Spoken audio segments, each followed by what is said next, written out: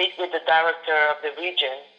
He said, what I've heard from you is apparently there's a story about a train to do transfer. I'm very interested. I have 15 patients for you.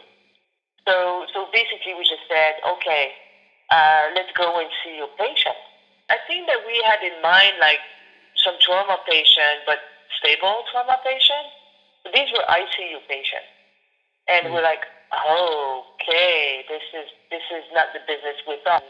Of course, it's the idea that it makes sense to offload hospitals who are close to the front line to give more bed capacity.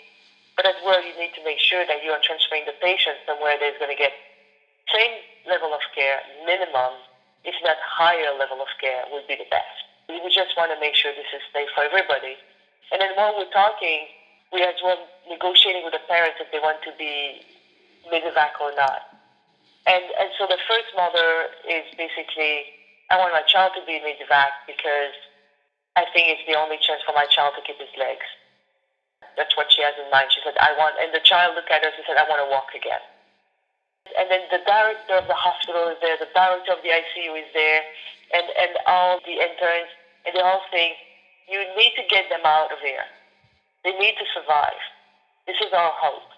And then I look at the guy and said, listen, I said, let me go home. Let me discuss with my team. Let me figure out something. And so what we did is we came back to base here, and we just said, okay. And he just said, if the child is stable and his vital signs are stable, I said, let's get him out. And so we went back. The next day I went back with Dan and Natalia, and we basically screened every single patient. We went through it. This will basically, our big thing is, can you sustain a 20 hours transfer where we don't have actually ICU level of care? And can we ensure at least the very minimum, the same level of care, if not better?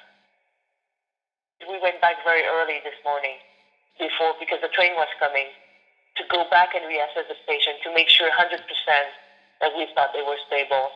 And the level of dedication that people have, it's like when we did the transfer this morning, the ICU physician, like not the intern, the senior boss of the ICU came and did the transfer himself.